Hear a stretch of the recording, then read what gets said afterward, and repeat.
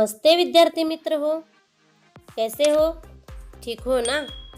तो चलो आज छठी कक्षा हिंदी के हम एक कविता देखने वाले हैं, नदी कंधे पर। और इनके जो कवि हैं उनका नाम है प्रभुदयाल श्रीवास्तव। देखो, इनका जन्म 4 अगस्त 1944 को हुआ है। धर्मपुरा नाम का गांव है, दमोह मध्य प्रदेश में जो गांव है वहाँ उनका जन्म हुआ है। उन्होंने क्या क्या रचनाएं की हैं देखेंगे। बुंदेली लघु कथाएं, लोकगीत, नव भारत में बाल गीत आदि, यानी इससे ज़्यादा उनके रचनाएं हैं। परिचय देखो उनका क्या है। आप विगत 2 दशकों से कहानी, कविताएं, व्यंग, लघु कथाएं, गजल आदि लिखते हैं।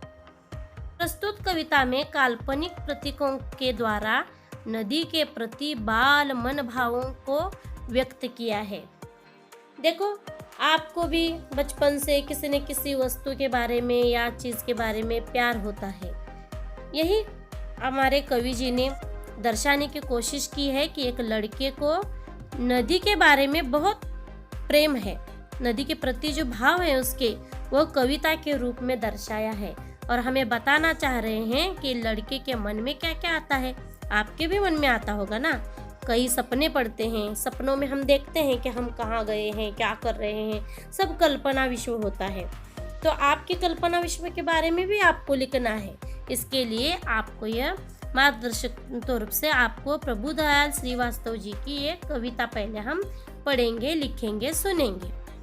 कवि कहते हैं, अगर हमारे बस में होता नदी उठाकर घर ले आते। देखो, आप नदी को उठाकर ले से जा सकते हैं क्या? नहीं उठा के ले जा सकते। लेकिन कवि जी की ये कल्पना है कि एक लड़का अपने इस नदी को गांव के वहां उठाकर ले जा रहा है, क्योंकि उसके गांव में नदी नहीं होगी।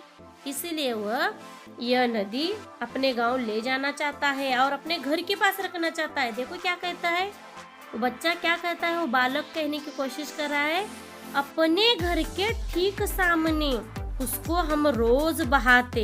देखो नदी के प्रति प्रेम कितना है।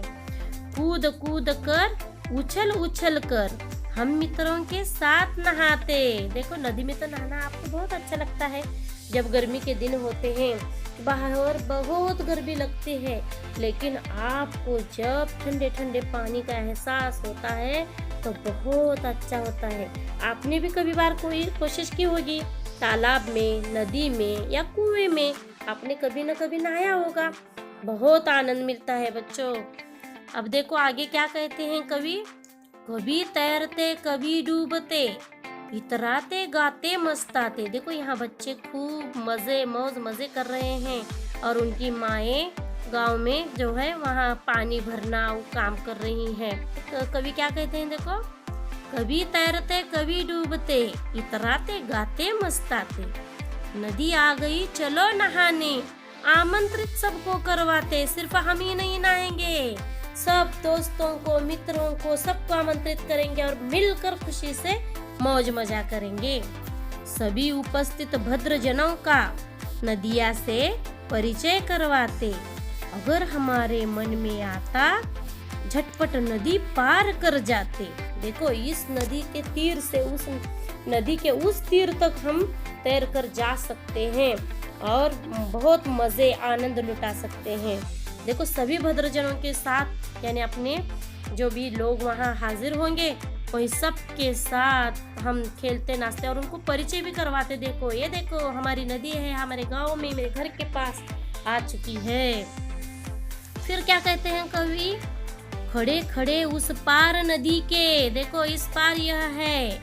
मम्मी मम्मी हम चिल्लाते, अपनी मम्मी को चिल्ला रहे हैं कि कह रहे हैं, अरे देखो मैं यहाँ मजे उड़ा रहा हूँ, देखो मम्मी मम्मी चिल्ला चिल्ला कर मैं बता देता।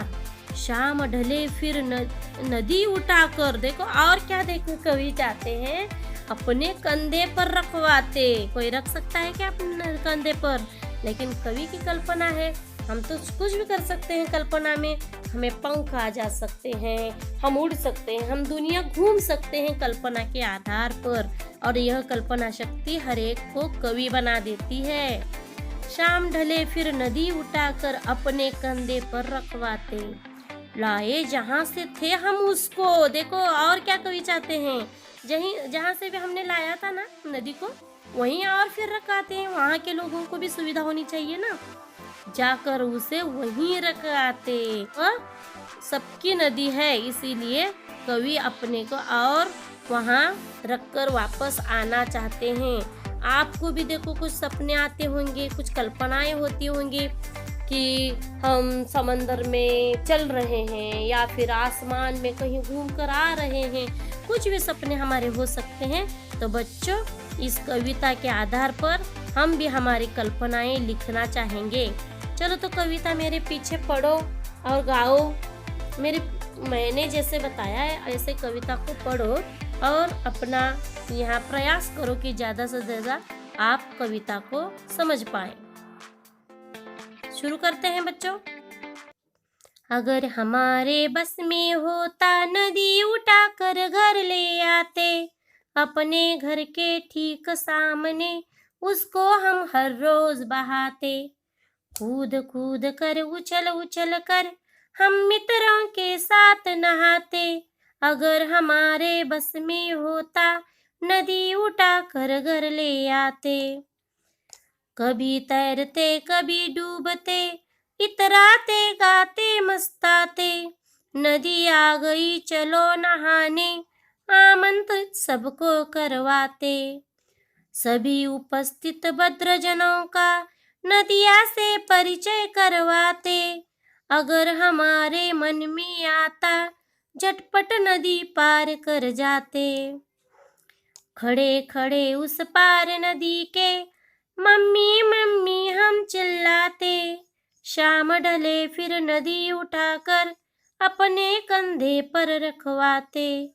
लाए जहाँ से थे हम उसको, जाकर उसे वहीं रख आते। अगर हमारे बस में होता नदी उठाकर घर ले आते। अगर हमारे बस में होता नदी उठाकर घर ले आते। नदी उठाकर घर ले आते। अच्छे है ना कविता। देखो काल्पनिक विश्व कैसा होता है। बचपन में हम बहुत कल्पनाएं करते हैं। आप भी कोई आपकी कल्पना हो तो उसे पूरा करने के लिए एक कविता का लेखन करो या फिर गद्य स्वरूप में लिखकर अपनी कल्पना विश्व को साकार करो। धन्यवाद बच्चों। इसी तरह ये कविता का हमने जो स्टडी किया है वो आपको पसंद आया होगा।